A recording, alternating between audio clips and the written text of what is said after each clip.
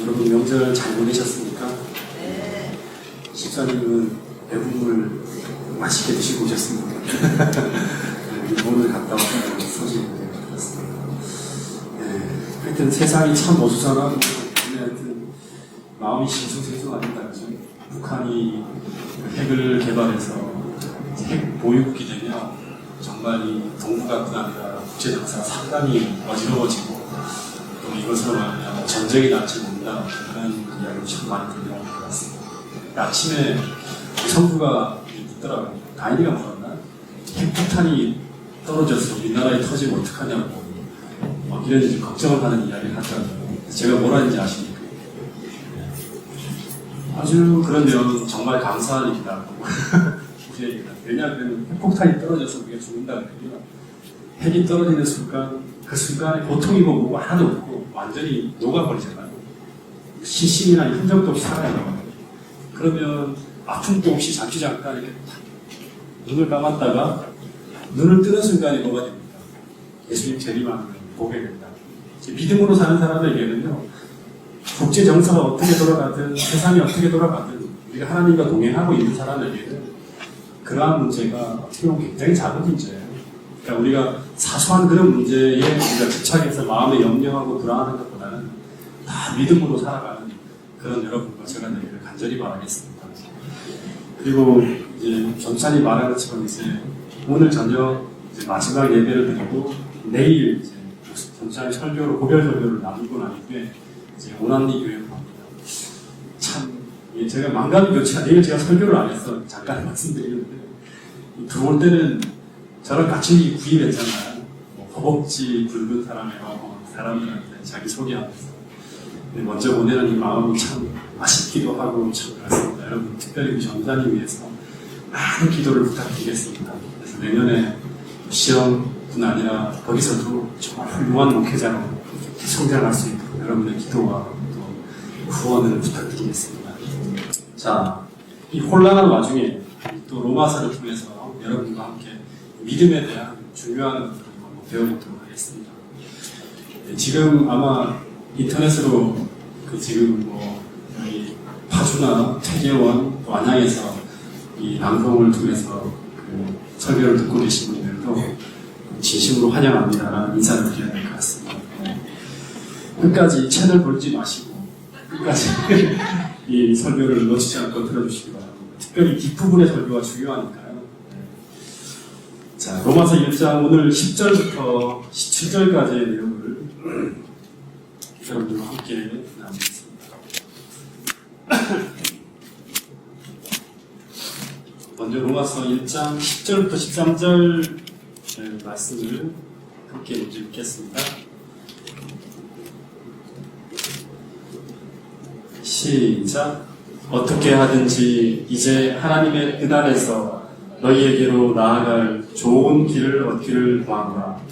내가 너희 보기를 간절히 원하는 것은 어떤 신령한 은사를 너희에게 나누어 주어 너희를 견고하게 하려 함이니 이는 곧 내가 너희 가운데서 너희와 나의 믿음으로 말미암아 피차 아니함을 얻으려 함이라. 형제들아, 내가 여러 번 너희에게 가고자 한 것을 너희가 모르기를 원하지 아니하노니 이는 너희 중에서도 다른 이방인 중에서와 같이 열매를 맺게 하려 함이로되 지금까지 길이 막혔도다. 그러니까 이 말씀 보면 참 많은 생각을 했어요. 그럼 바울이 이 하나님의 뜻 안에서 로마인들에게로 나갈 좋은 길 얻기를 계속 구하였다고 하는 이 말은 무슨 말이냐면 바울이 계속 기도했다는 거예요. 하나님 저로 하여금 로마에 보내주세요. 로마에 보내주세요. 제가 그들에게 복음을 전하기를 원합니다. 그리고 여기 11절인가요? 또 바울이 로마에 가고자 한 이유는 자기가 가지고 있는 이 신령한 은사를 로마인들에게도 나누어 주기 위한 것. 다시 말하면 의도 자체도 어떻습니까? 하나님이 기뻐하실 참 좋은 의도를 가지고 계속 기도하는 거예요. 근데 참 아이러니컬한 것은 23절에 보면 하나님이 바울이 로마로 가는 것을 어떻게 했다? 번번이 막았다는 거예요. 제가 보기에는 바울이 생각할 땐 그랬을 거예요. 아니 이것은 하루빨리 하나님이 응답해 주셔야 되는 것인데 분명히 하나님 뜻 같은데 그러나 하나님이 계속 막고 계셨어요. 근데 왜 바울이 로마에 가는 것을 번번이 막았냐면 로마서 15장 한번 보세요. 15장 22절 23절.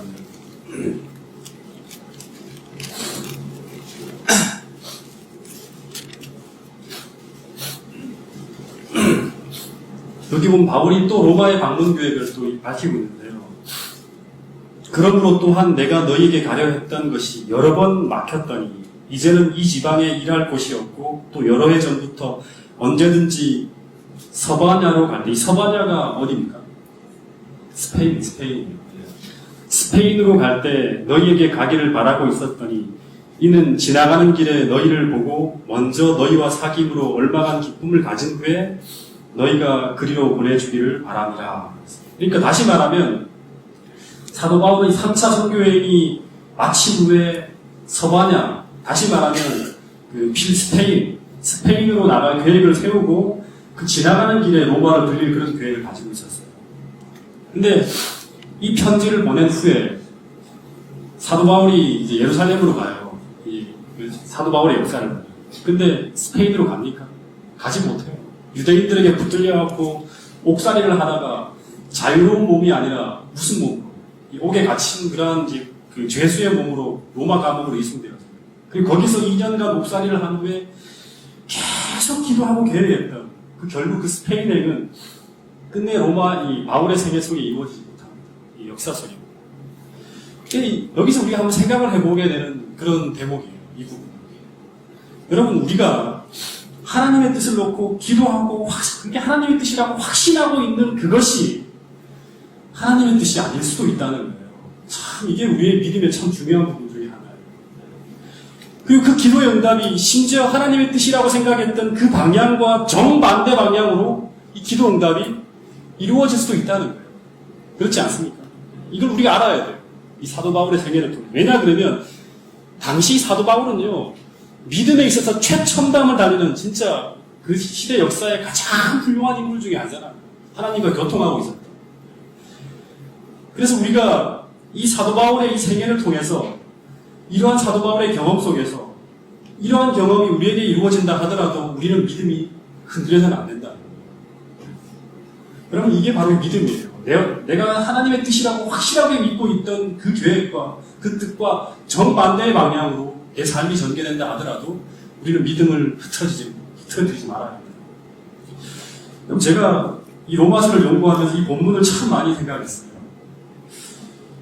여러분 사도 바울이 여러 번 로마에 복음을 전하기 위해서 하나님께 길을 열어달라고 기도하는 거예요. 그 기도가 응답이 안 돼요. 그리고 특별히 미전도 종족, 다시 말하면 스페인은 복음에 대해서 전혀 접촉하지 못한 그런 존재들이에요. 그쪽을 향해서 하나님 제가 가겠다고 기도. 근데 하나님이 전혀 다르게 응답해요. 더군다나 사도 바울은 굉장히 열정적인 사람이고 능력이 많은 사람이에요. 이 사람은 옥에 가둬서는 안 돼요. 근데 2년 동안 유대에서 머물러 있던 시간까지 합치면 훨씬 더 긴 기간이죠. 로마에서만 2년 동안 옥살이를 합니다. 여러분 하나님이 왜 이렇게 사도 바울의 기도를 응답했을까? 왜 이렇게 응답했을까? 첫째는 우리가 쉽게 말하는 거죠. 이건 아주 보편적인 거예요. 하나님 보시기에 모든 형편과 상황이 아직 그를 로마나 스페인으로 보내기에는 적합하지 않다고 하나님 보셨기 때문에 이게 1차적인 이유입니다. 이건 보편적인 이유고. 근데 하나님이 이 바울을 이제 우리 생각해야 될 게 뭐냐 그러면 로마에 방문하지 못하도록 붙들어 둠으로 그리고 로마의 감옥에 갇혀있게 하심으로 말미암아 어떤 일이 벌어졌죠? 바울의 생애 속에. 이거를 봐야 해요. 여러분 스페인에 가지 못했지만 이 사도 바울이 로마의 감옥에 갇혀있으므로 어떤 일을 합니까? 그 옥중에서 그 분주한 이 사도 바울의 활동을 다 멈추어서 그 옥중에서 한 일이 뭐죠? 옥중에서 한 게 뭡니까? 오늘날 우리가 그 사도 바울이 쓴 그 글을 보면서 큰 은혜를 받고 있는 4개의 편지서가 완성됩니다. 이게 뭐죠? 에베소서, 빌립보서, 그 다음에 또 하나 에딜볼빅이라고 하죠. 골로새서, 그 다음 빌레몬서. 이 4권의 책이 이 바로 사도 바울이 스페인을 못 가고 옥중에서 쓴 4개의 편지서입니다.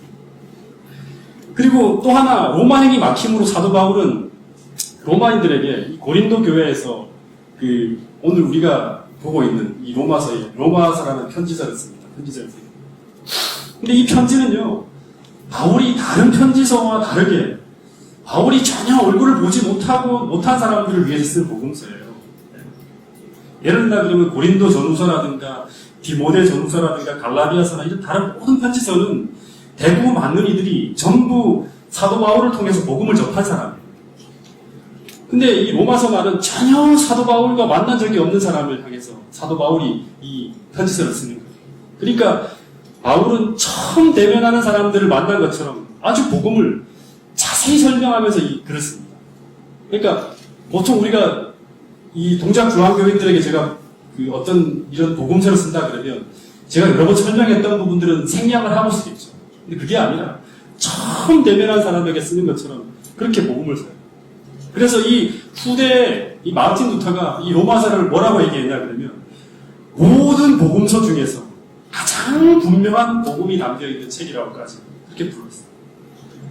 그리고 훗날 수많은 사람들이 이 로마서를 통해서 우리가 유익을 얻는 것처럼 믿음에 대한 아주 확고한 어떤 그런 경험들, 자기 삶을 변화시키는 그런 경험들을 이 로마서를 읽으면서 경험하게 되는 거예요. 여러분, 그래서 답이 풀리는 거예요. 우리가 이 바울이 생각할 때는 분명히 로마인과 스페인들에게 복음을 전하기 위해 그토록 기도했는데 그 길이 다 막혀버렸지만 하나님은 전혀 다른 방법으로 이 기도에 응답하고 있는 거예요. 이 기도. 이 로마서는 어쨌든 회람 서식이니까 돌면서 스페인에게까지 넘어가는 거예요. 복음서들이. 여러분, 그래서 비록 내가 생각하고 있는 기도 제목이 내 방식대로 응답이 되어지지 않더라도 우리가 하나님의 그 뜻 앞에서 순종하며 묵묵히 기다린다면 그것은 하나님의 계획 속에서 더 좋은 것으로 우리의 기도가 응답되어지고 있음을 우리는 훗날에 그 모든 일이 지난 다음에 우리 분명히 보게 된다. 여기에 대한 믿음이 있어요. 여러분, 정말 우리 기도가 때로 더디고 혹은 내가 생각하는 대로 다 안 이루어진다 할지라도 우리가 믿음 속에 살고 있고 하나님과 동행한다면 그 먼 세월이 지난 후에 회고해 볼 때 그 모든 것들은 하나님의 뜻 안에서 다 응답되어졌다는 것을 볼 수 있습니다. 사도 바울도 이 순간에는 이해가 안 되겠지. 왜 내가 정말 열정적으로 일해야 되는데 왜 감옥에 갇혀있는가? 왜 로마에 그 번번이 내 관련이 기도가 응답되지 않는가? 이게 하나님의 뜻이 아닌가? 왜 막으실까? 굉장히 고민했을 거예요. 그러나 지나고 난 후에는 이 모든 것이 하나님의 뜻 안에서 다 응답되어졌음을 사도 바울도 깨닫게 되었습니다. 여러분, 이런 믿음을 가지고 믿음으로 살아가는 여러분과 제가 되기를 간절히 바라겠습니다. 이제 14절부터 17절 로마서 1장 아주 중요한 부분입니다. 자, 한번 같이 읽어보겠습니다. 14절부터 17절입니다. 시작. 헬라인이나 야만인이나 지혜 있는 자나 어리석은 자에게 다 내가 빚진 자라. 그러므로 나는 할 수 있는 대로 로마에 있는 너희에게도 복음 전하기를 원하노라. 내가 복음을 부끄러워하지 아니하노니 이 복음은 모든 믿는 자에게 구원을 주시는 하나님의 능력이 됩니다. 먼저는 유대인에게요, 그리고 헬라인에게요. 복음에는 하나님의 의가 나타나서 믿음으로 믿음에 이르게 하나니 기록된 바 오직 의인은 믿음으로 말미암아 살리라 함과 같으니라. 이 먼저 14절부터 16절에 보면 아주 중요한 세 가지의 그 진술이 나옵니다. 첫 번째는 뭐냐 그러면 내가 어떤 자로다? 빚진 자라. 두 번째는 또 어떤 진술이 나오죠? 내가 두 번째는 원한다는 거예요. 원하노라. 나는 원한다.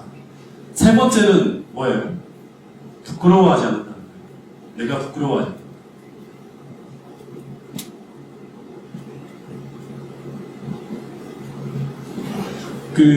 제가 이제 여러 책들을 좀 보는데요. 부끄러워하지 않는다. 세 가지. 내가 빚진 자다. 두 번째는 내가 원한다. 세 번째는 내가 부끄러워하지 않는다. 존 스토트라는 아주 유명한 신학자가 있어요. 이 사람 복음주의 신학자인데 이분의 책도 제가 함께 좀 참고하면서 이 사람이 쓴 로마서 주해를 보면 바울의 이 세 가지 진술은요, 오늘날 교회를 다니는 수많은 사람들의 태도와 정면으로 반대되는 모습이다. 여러분, 이런 기록이 있습니다. 오늘날 사람들에게 복음을 전하는 것은 해도 되고 안 해도 되는 과외의 일이며, 그들이 만일 그 일을 하고 있다면 그것은 하나님께 큰 호의를 베풀고 있다고 간주하는 경향이 있다. 여러분, 공감하십니까? 이 사도 바울하고 정반대예요. 근데 이 로마서는요, 사도 바울은 어떻게 보면 정상적인 그리스도인의 삶 속에서 경험되어지는 자기 어떤 삶을 그 교리로 이렇게 남긴 거예요, 편지서로. 다시 말하면 이 로마서는 이렇게 사는 것은, 이렇게 어떤 생각하고 살아가는 것은 믿음으로 사는 자의 모습이 전혀 아니라는 거예요. 이 세 단어를 보면 믿음으로 사는 자, 다시 말하면 복음을 받아들이고 복음이 그 안에 심겨져 있고 믿음으로 사는 자들에게 이 복음 전도는 선택사항이 아니라 빚진 자가 반드시 해야 될 의무예요. 빚을 지고. 그리스도에게 빚을 지고 있는 자가 반드시 해야 될 의무라는 거예요. 옛날에 제가 이제 전설의 고향을 참 좋아했는데요. 그 중에 하나 이야기인데 기억이 다 나서 정확하게 여러분들에게 설명이 될지 모르겠어요. 어느 과객이 이제 과거를 보러 서울로 지나가다가 아마 이 원주에서 있었던 일 같아요. 구렁이가 이제 까치 둥지를 막 덮치는 장면을 목격하고 이 이제 과객이 까치가 너무 불쌍해서 활을 쏴서 구렁이를 잡아 죽입니다. 그리고 까치를 구해줘요.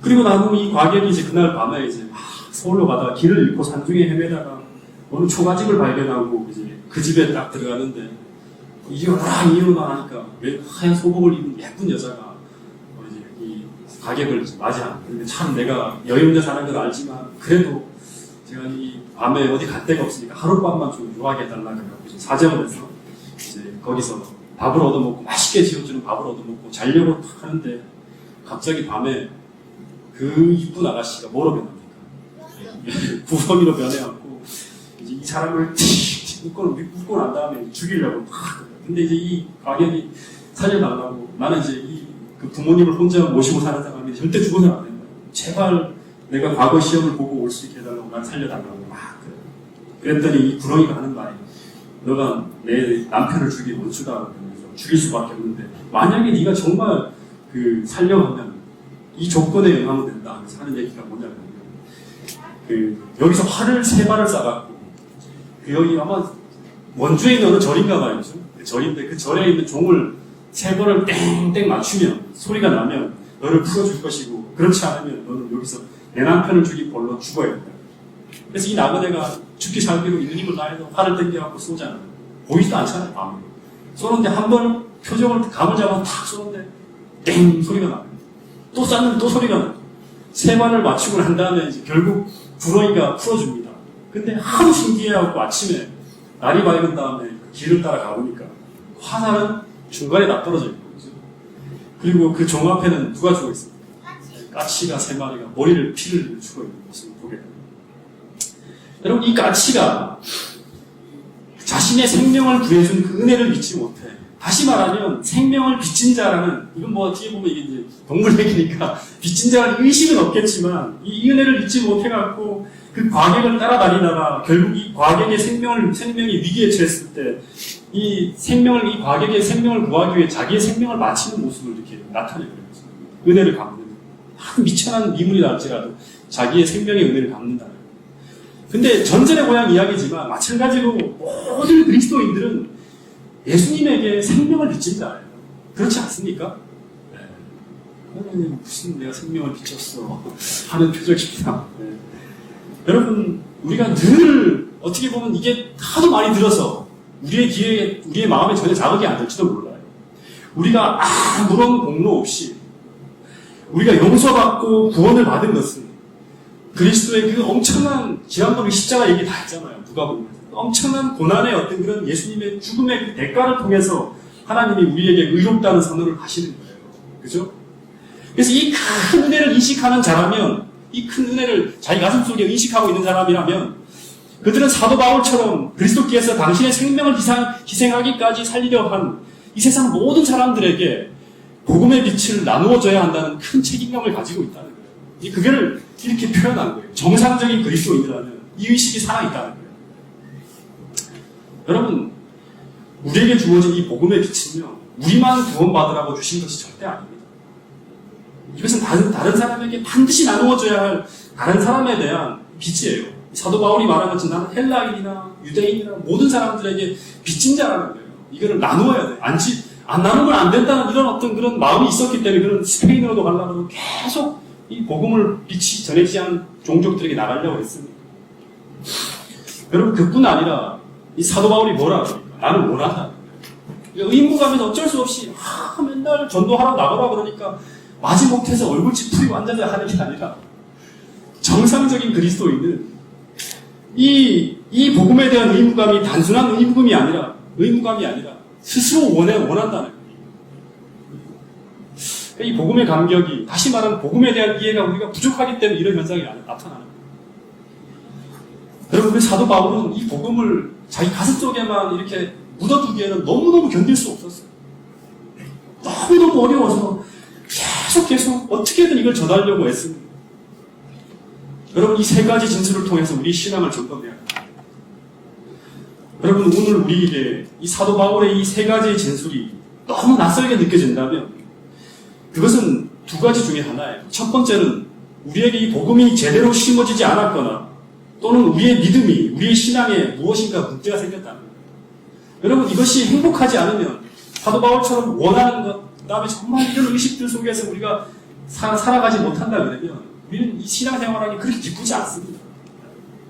다른 데서 즐거움을 찾지 말지 본질적인 것이 아니에요. 그리고 마지막 세 번째 진술인 이 16절을 보면 사도 바울은 내가 복음을 어떻게 생각하지 않는다? 부끄러워하지 않는다. 여러분, 이 말은 당시에도 많은 신자들에게 내가 그리스도인이라는 것이, 다시 말하면 이 복음이 드러내기에 부끄럽고 수치스러운 그런 사람들이 많았다는 얘기죠. 그죠? 여러분들은 내가 재림교인이라는 사실이 부끄럽습니까?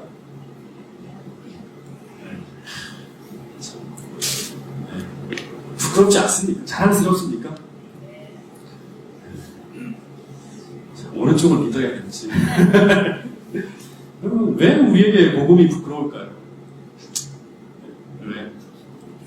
우리 교회 건물이 좀 이렇게 낡아서 그런가요? 신자들이 적어서 그런가요? 여러분, 실제로 고린도전서 1장 18절에 보면 고린도 교회에서 사도 바울이 뭐라 그러냐면요, 십자가에 못 박힌 구주를 전파하는 것이 유대인들에게는 꺼리기는 것이요 이방인에게는 미련한 것이로다. 이거는 이제 복음을 부끄러워한다는 거죠. 그리고 사도행전 17장에 보면 사도 바울이 아테네에서 복음을 막 전도할 때 사도 바울의 전도를 듣고 많은 사람들이 조롱하고 기롱했다는 기록이 있습니다. 무슨 하나님이 죽었다가 살아나 인간은 막 이렇게 해서 기롱합니다. 그리고 그뿐 아니라 심지어 사도 바울은 복음을 전하다가 매맞고 빌립보에서는 투옥되기도 해요.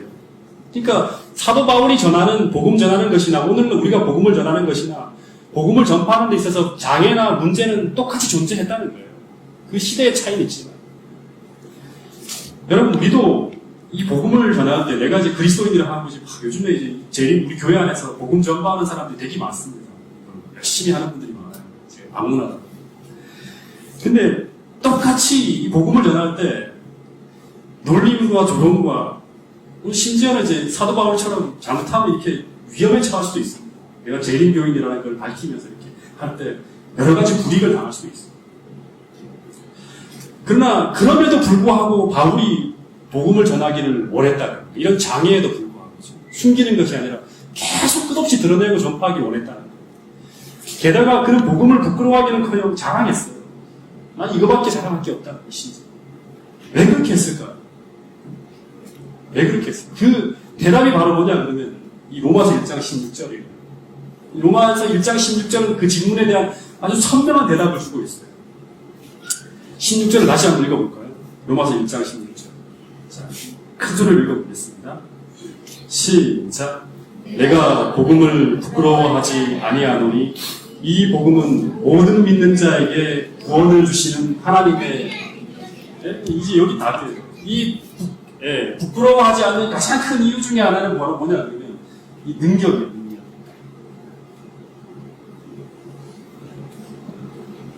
어떻게 보면 이 복음이 능력이 없다 그러면 이건 어떻게 보면 가짜고 거짓말이에요. 믿을 게 아니에요. 여러분 복음이라는 단어가 아주 흔하게 사용되어져요. 우리들의 입속에서. 그죠?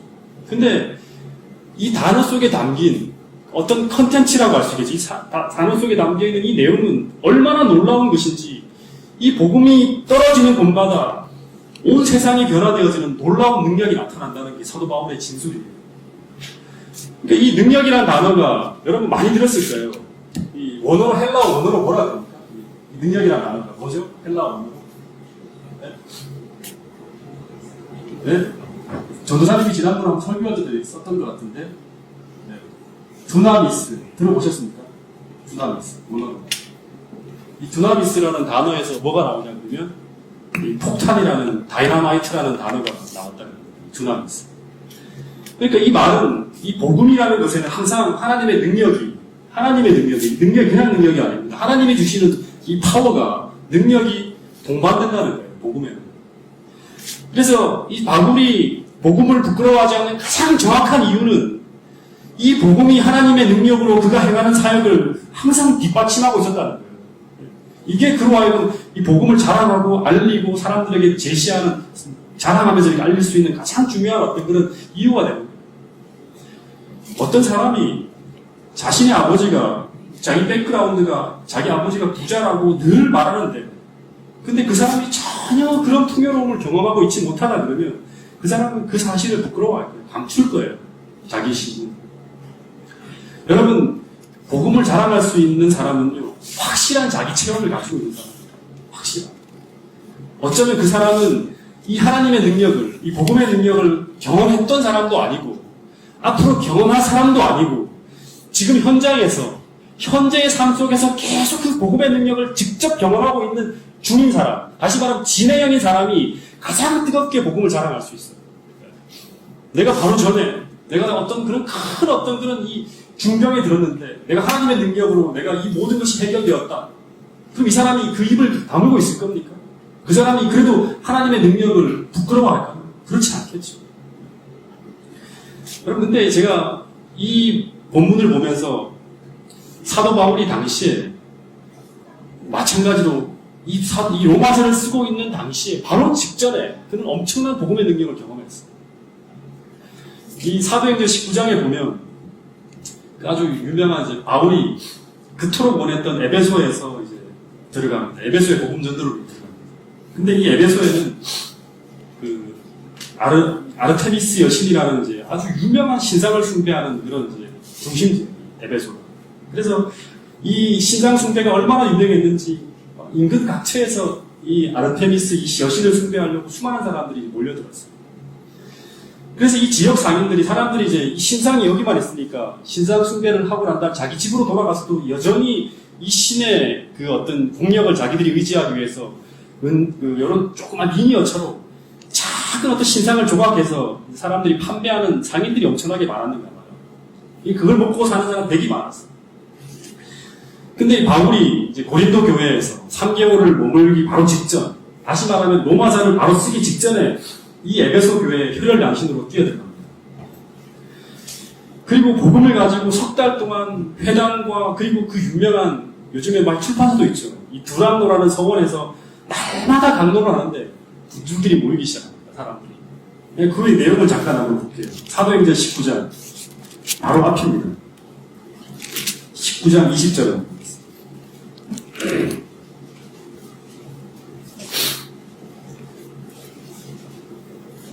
자, 18절부터 한번 볼까요? 자, 17절부터 보겠습니다. 시작. 에베소에 사는 유대인과 헬라인들이 다 이 일을 알고 두려워하며 주 예수의 이름을 높이고 믿은 사람들이 많이 와서 자복하며 행한 일을 알리며 또 마술을 행하던 많은 사람이 그 책을 모아가지고 와서 그 모든 사람 앞에서 불사람이 그 책값을 계산한 적은 5만이나 됩니다. 엄청나게 많은 책들이 다 태워지는 거예요. 자, 그 다음 20절 큰 소리를 읽겠습니다. 시작. 이와 같이 주의 말씀이 힘이 있어 흥왕하여 세력을 얻으리라. 이 주의 말씀이라는 것은 복음이죠. 그렇지? 복음이 힘이 있어 흥왕하여 세력을 얻으리라는 이 말은 복음의 포탄이 멍 떨어져갖고 큰 능력으로 폭발하기 시작합니다. 폭발하기 시작. 그래서 이 마귀가 잡고 있던, 다시 말하면 에베소의 이 모든 어떤 그런 것들 사상을 붙들고 있던 이 주도권이 무너지기 시작하고, 그러면서 이 복음이 힘있게 퍼져나가기 시작하면서 이 복음을 듣는 자가 다 우상에서 돌아서서 예수님께 돌아오는 역사가 펼쳐집니다. 여러분, 그래서 이 우상 숭배자들이 다 돌아서니까 우상을 조각하면 판이 상점들은 어떻게 될까요? 파리떼가 날리기 시작하는 거예요. 그것으로 먹고 사는 사람들이 완전 손님이 없는 거예요.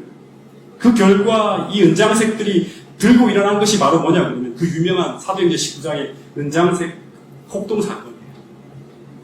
여러분, 에베소 사회 전체를 바꾸는 일이 사도 바울의 어떤 이 복음의 위력을 통해서 나타납니다.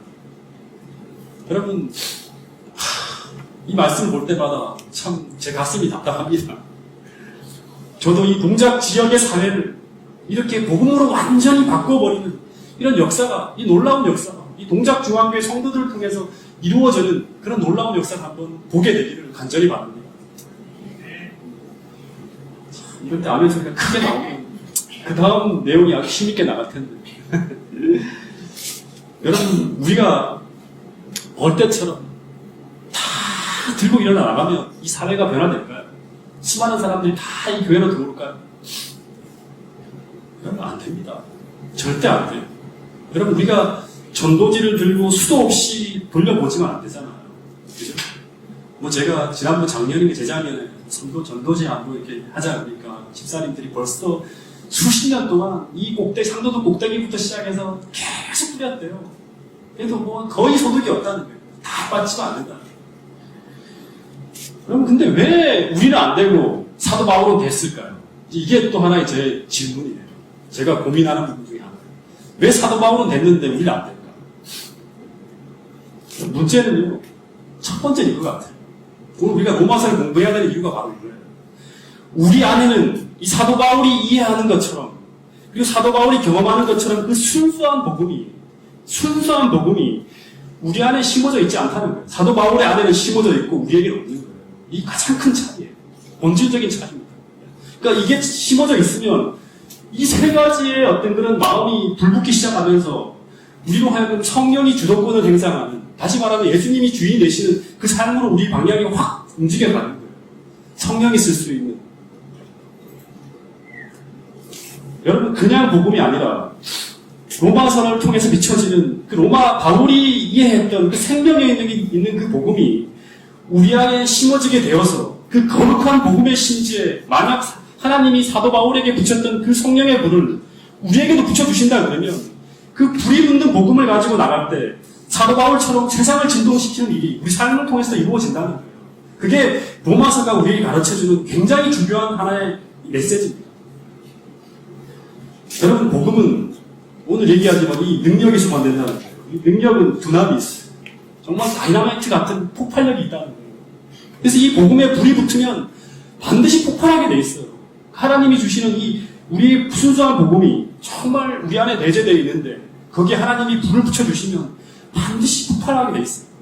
내가 가지고 있는 능력 이상의 이 폭발이 이루어집니다. 여러분, 그래서 이 복음에 성령이 불이 붙는다 그러면 에베소 전체의 사회를 바꿀 만큼 큰 위력으로 터질 수 있는 거예요. 수많은 사람들이 삶을 개혁하는 일들이 벌어지는 거예요. 우리가 가지고 있는 그 복음의 소리를 듣고. 여러분, 그래서 이렇게 복음의 능력을 경험한 사람은 결코 이 복음을 부끄러워하지 않는다는 거예요. 저는 정말 만나는 사람들마다 제가 성경을 가르칠 때마다 아주 자신감 있게 이 재림교회가 가지고 있는 기별에 대해서 아주 소개를 하고 제가 설명하고 사람들에게 확신을 굉장히 재림교회 목사로 자랑스럽게 생각한다고 얘기해요. 왜냐하면 여러분, 우리가 가지고 있는 이 특별히 마지막 남은 백성에게 주신 이 빛은 이 영원한 복음은 정말 놀라운 거예요. 우리가 정말 순수하게, 다시 말하면 정말 이 복음의, 이 하나님께서 이 마지막 백성들에게 주신 이 복음을 정확하게 이해하면서 깨닫게 된다 그러면 우리는 이렇게 살지 않을 거예요. 우리는 정말 재림 준비를 위해서 방향이 바뀔 것이고요. 그리고 그 일을 위해서 그 소망을 사람들에게 전하기 위해서 애쓸 거예요. 여러분, 이 복음의 능력을 경험한 사람은 사도 바울처럼 복음으로 말미암아 살게 됩니다. 복음으로 말미암아. 이 길에는 능력이 있기 때문에, 하나님의 능력이 역사하는 길이기 때문에 그 복음으로 말미암아 사는 거예요. 여러분, 왜 예수님을 믿는 사람들이 수많은 거짓 속에서 살아가고 단순하게 살지 못하는가? 그 이유가 있어요. 왜 그러냐 그러면 이 능력을 신뢰하지 못하기 때문에, 이걸 체험해보지 못했기 때문에. 여러분, 오늘 이 저녁부터 다시 한번 이 복음을, 순수한 복음을 얻기 위해서 여러분 말씀을 연구하고 이 복음의 능력을 경험하게 되기를 간절히 바랍니다. 다시 얘기하지만 이 사도 바울, 로마서는 사도 바울의 자기 체험이에요. 자기가 경험한 거를 글로 적어 놓은 거예요. 내가 이렇게 경험했다. 하나하나 이런 권고하고 주장하는 것들이 내가 경험했던 길이라는 거예요. 예수님의 말씀처럼. 여러분, 이 능력을 오늘 저녁에 여러분 한번 하나님을 직접적으로 만나면서 그분의 능력 안에 내가 평안하게 살아가는 그 답을 여러분 오늘 저녁에 찾게 되기를 간절히 바라겠습니다. 이 로마서의 중심 주제를 이제 한 말씀 좀 드릴 텐데요. 16절, 17절을 다시 한번 읽어보겠습니다. 이게 워낙 중요한 것이고 어떻게 보면 로마서 전체의 결론과도 같은 겁니다. 16절, 17절 다시 한번 읽어보겠습니다. 시작. 내가 복음을 부끄러워하지 아니하노니 이 복음은 모든 믿는 자에게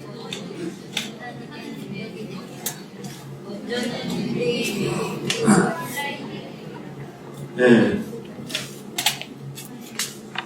17절까지 읽어야 됩니다. 시작.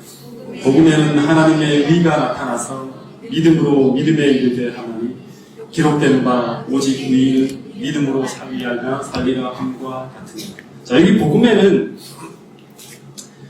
두 가지가 나타납니다. 첫 번째 복음에는 뭐가 나타납니까? 오늘 공부하는 것은 잘 들으셔야 됩니다. 복음에는 첫 번째는 뭐가 나타난다? 하나님의 능력이에요. 그러니까 이 능력이라는 것은 우리 삶을 이끌어가는 거예요. 그러니까 성령의 능력이라고 생각하면 제일 좋을 거예요. 성령의 능력. 그러니까 기별에는 진리의 성령이라는 말은 항상 진리와 성령을 함께합니다. 그러니까 다시 말하면 진리라는 건 복음이죠. 그렇죠? 복음과 성령을 함께합니다. 그러니까 복음에는 하나님의 능력이 나타납니다. 또 하나는 뭐가 나타납니까? 네? 뭐가 나타납니까? 중요한 건데. 네. 그냥 의가 아니라 하나님의 의가 나타납니다. 이 정말 중요합니다. 이 로마서에서 어떻게 보면 제일 중요한 것 중에 하나예요. 하나님의 의. 여러분, 하나님의 의가 뭡니까? 이게 복음이 됩니까? 하나님의 의가 복음에 나타난다. 이게 여러분들의 마음속에 막 감격스럽습니다. 자, 이 중요한 질문 또 하나. 여러분, 예수님이 지금 재림하시면 구원받을 수 있다는 확신이 있습니까?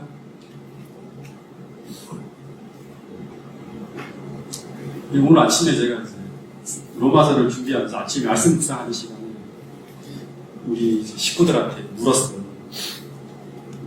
지금 예수님이 재림하면 너희들 구원에 대한 확신이 있냐고 물으니까 뭐라고 대답했을 것 같아요? 한 사람을 제외하고는 전부 다 자신이 없다고 해요. 자신이 없다. 여러분, 솔직히 한번 물어볼게요.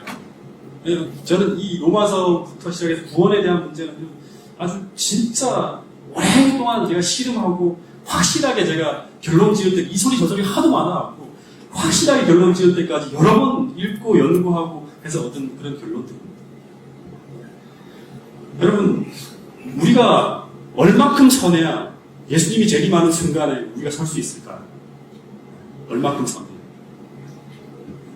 얼마큼 선하면 우리가 예수님 재림하는 순간에 설 수 있을까요? 네. 저처럼 저만큼만 살면 될까요? 고재현 목사만큼. 여러분, 우리가 하늘나라 가기에 합당한 모습이 내려오면요, 우리가 하나님 앞에 심판대 앞에 서서 반드시 그냥 들어가는 게 아니에요. 모든 사람들은 죽고 난 다음에 심판이 있어요. 의인이든 악인이든 다 심판을 거쳐서 하늘나라 가는 거예요. 그냥 불법적으로 가는 사람은 아무도 없습니다. 다 하나님의 법을 통과해서 가는 거예요. 근데 데살로니가 전서 5장 23절에 보면 점도 없고 흠도 없는 완전한 모습이 되어야지만 하늘나라 갈 수 있어요. 이게 성경에서 가르치는 어떤 그런 하나의 구원의 표준입니다. 그러니까 예수님처럼 살아야 돼요. 이걸 잊어서는 안 돼요. 이걸 잊어서는. 그래서 매일매일 그 기준에 못 미치니까 우리가 매일같이 흔들리는 거예요. 그죠? 매일같이 막 살다 보면, 난 진짜 예수님 재림하는 순간 완전히 저 근처에도 못 가고, 문 근처에도 못 가고, 저기서 죽은 사람이라는 생각이 들어요. 한참 못 미치는 것 같아요. 그런 생각 안 드세요, 여러분들? 이런 고민 안 하십니까? 여러분 당당하십니까, 여러분 모두가? 여러분, 근데, 여기에 기준에 전혀 못 미치면서도 자신이 안전하다고 생각하는 사람이 있다면 그 사람은 바리새인 같은 착각에 빠집니다. 전혀, 엉망진창으로 살면서도 난 구원받을 수 있어 생각하는 사람은 바리새인 같은 사람. 자기 의의가 항상 높은 자기 의지. 자기 의지를 의지하니까. 여러분, 잘 들으세요. 요한 웨슬레, 마틴 루터, 엘렌 화이트에 그래 보면 전부 이런 고뇌에 빠져서 괴로워하며 매일 매 순간 더 열심히 나아가다가 결국에는 절망의 벽에 부딪혀서 확 무너지는 경험을 했던 사람입니다. 마틴 루터와 그 다음에 요한 웨슬레. 근데 그들에게 그때 마틴 루터에게 이렇게 막 진짜 이렇게 살려고 애쓰는데 너무너무 자기는 하나님과 거리가 먼 것 같아. 그 기준에. 그 절망에 빠질 때 이때 성광처럼 떠오른 말씀이 바로 뭐였냐면 로마서 1장 17절이었어요. 오직 의인은 복음에는 하나님의 의가 나타났어. 믿음으로 믿음에 이르게 하나니 기록된 바 오직 의인은 믿음으로 말미암아 살리라. 이게 그의 마음에 얽매여 있던 모든 것들을 확 풀어내는 굉장히 그에게는 복음과 같은 기별이었어요. 이걸 통해서 그가 변화되어지고 그 다음에 이 말씀 하나를 가지고 조교개혁을 일으켰던 사람. 여러분, 여기에 나타난 이 하나님의 의라는 게 뭘까요? 네. 자, 이걸 좀 이해를 해야 돼요. 잘 따라오셔야 됩니다. 네.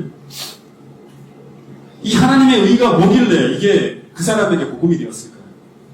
그럼 다시 한번 물어볼게요. 이 하나님의 의에 반대되는 게 뭘까요? 하나님의 의에 반대되는 게. 네? 무슨 의가요? 인간의 의예요. 인간의 의.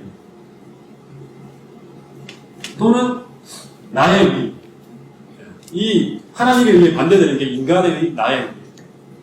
여러분, 우리가 아무리 노력해도 인간의 행위로는 하나님의 심판을 통과할 만큼 충분히 선해질 수가 없어요. 이게 이제 로마서 그 다음 얘기예요. 계속 우리의 입은 열린 무덤이요, 의인은 하나도 없나니 세상에 아무도 없다 그러고 계속 2장, 3장 21절 전까지 나가는 게 인간의 어떤 그런 절망 속에 살아가 있는, 이 절망에 처해 있는 인간의 모습을 계속 설명하는 얘기입니다. 그래서 이 속절없는 인간에게 하나님 심판대 앞에 당당히 설 수 있도록 하나님이 예수 그리스도의 생애와 죽음의 공로를 통해서 주신 선물이 바로 뭐냐 그러면 이 하나님의 의예요. 이게 복음을 통해서 나타났다. 그래서 이 믿음으로 말미암아 이 하나님의 의를, 내 의를 버리고 하나님의 의를 받아들이며 그것을 내 것으로 삼고 살아가는 모든 사람들이 뭘 받냐 그러면 구원을 받는 거예요. 네. 여러분, 그래서 우리의 공로나 우리의 행함이 아니라 철저히 하나님의 공로로 하나님의 은혜로 주어진 이 하나님의 의를 가지고 우리가 마지막 날 두려움 없이 하나님 앞에 설 수 있다. 이 이야기를 한참 해야 돼요. 이렇게만 들으면 또 하나의 극단으로 빠질 수 있기 때문에. 여러분, 내가 행한 선행, 내가 행한 공로, 내가 행한 의는 이 로마서 이후에 나오겠지만 전부 의롭지 못한 다 더러운 거예요. 우리가 행한 모든 행실들은 다 더럽다. 왜냐 그러면 전부 다 인간의 이기심에 다 오염되어 있어서 정말 순수하게 하나님 앞에 드려지는 건 없어요. 우리가 뭐 하나 하더라도 항상 계산이 깔려 있잖아. 그렇지 않습니까, 여러분? 여러분, 그래서 이 구원의 문제는요, 처음부터 끝까지 이 나의 의와 나의 행위가 아닌 하나님의 의고, 이 하나님의 의를 붙잡게 하는 이 철저한 믿음의 문제라는 게 로마서 이야기 계속 흘러가는 이야기. 로마서 3장 20절, 22절. 로마서 3장 20절, 22절.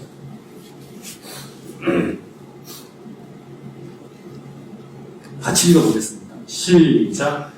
그러므로 율법의 행위로 그의 앞에 의롭다 하심을 얻을 육체가 없나니. 이 율법이라는 건 인간의 의예요. 율법을 통해 율법의 행위라는 것은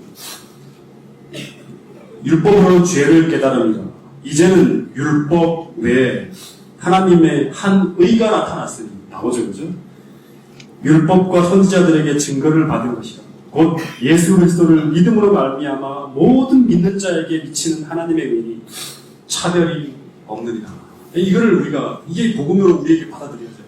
그러니까 이거를 받아들일 수 있는 사람은 내 안에 의로운 게 하나도 없다고 깨달은 사람이에요. 마틴 루터라든가 요한 웨슬리나 전부 다 자기 힘으로 뭔가 수행하고 정진해봤지만 결국에는 벽에 부딪히는 이 절망감 속에서 내 속에는 전혀 선한 것이 없고 하나님 앞에 내놓을 것이 없다는 이 철저한 믿음 속에서 뭘 받아들이냐면 하나님의 공로를 철저하게 받아들이는 거예요. 전부 그게 전적으로 의지하는 거예요.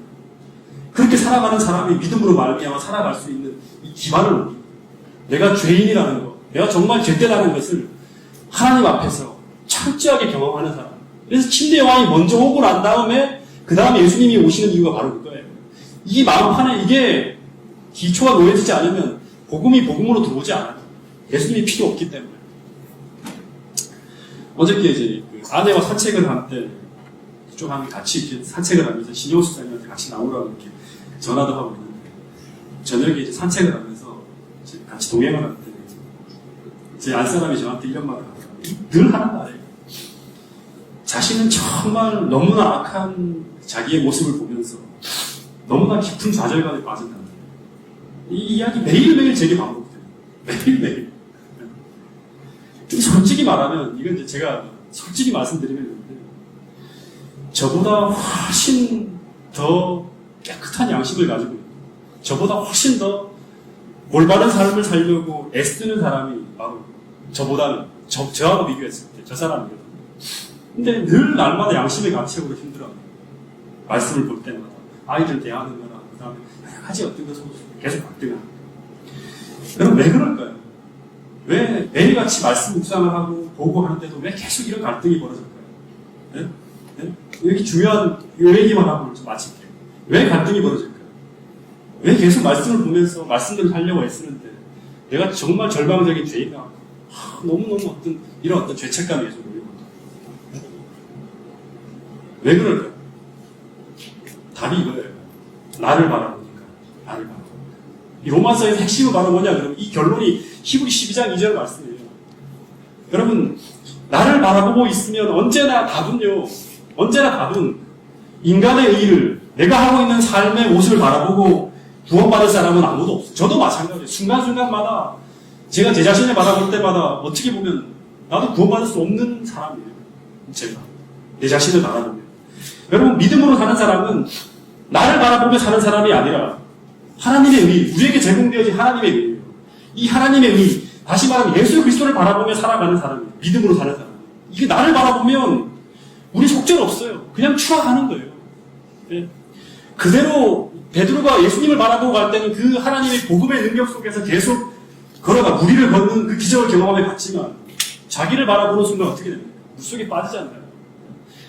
아무리 열심히 살아도 죽을 수밖에 없는 더러운 자신의 모습밖에 볼 수 없는 게 인간이에요. 그럼 이걸 깨달아야 돼요.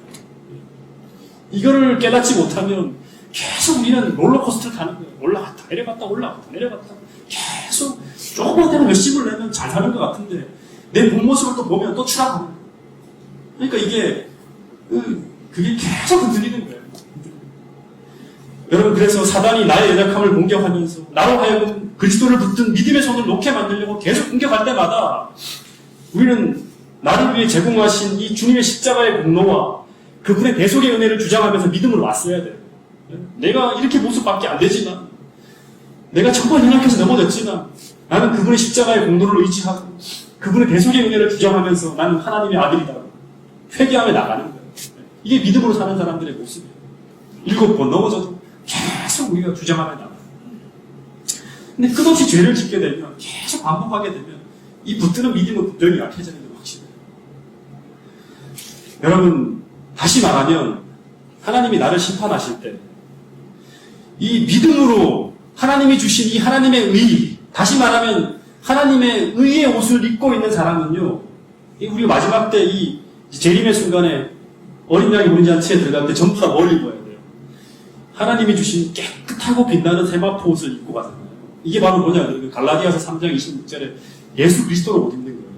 이 그분의 세계를 완전 내 세계, 내 의가 아니라 그분의 세계를 완전 체인지하는 거예요. 그러니까 하나님이 나를 심판하실 때 믿음으로 하나님이 주신 이 하나님의 의, 다시 말하면 하늘이 주신 그 의의 옷을 입고 있는 사람은 하나님이 그 사람을 보실 때 그 사람의 그 생애를 보시는 것이 아니라 그리스도의 의의 옷으로 가리워진 그리스도의 생애로 나를 보신다는 게 이 이제 어떻게 보면 마지막에 하나님이 구원하시는 절차예요. 나를 보는 게 아니라 내 지난날의 이 더럽혀진 생애를 보는 게 아니라 그리스도의 생애를 통해서 나의 생애를 보시는 거예요. 이게 완전히 가리워지는 거예요. 여러분 이것을 가능하게 만드는 게 바로 뭐냐면 믿음이고요. 이것이 바로 칭의이고 대속의 교리예요. 우리 갈라디아서 3장 26절 한번 보겠습니다. 시간이 다 됐네요. 3장 26절.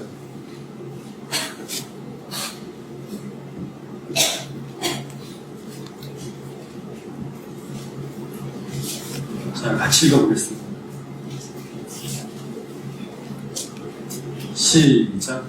너희가 다 믿음으로 말미암아 그리스도 예수 안에서 하나님의 아들이 되었으니 누구든지 그리스도와 합하여 칭례를 받은 자는 그리스도로 옷 입었느냐.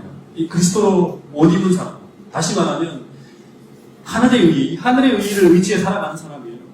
그러니까 완전히 예수님의 대속의 죽음과 그분이 나를 위해서 제공하신 그 모든 어떤 그런 은혜를 전적으로 받아들이고 내 의를 의지하지 않는 사람들에게 제공하신 이 그리스도의 의의 옷을 입고 있으면, 다시 말하면 그리스도로 옷 입는다는 것은 뭐냐 그러면 내 생애 전체가 예수님으로 가리워진 거예요.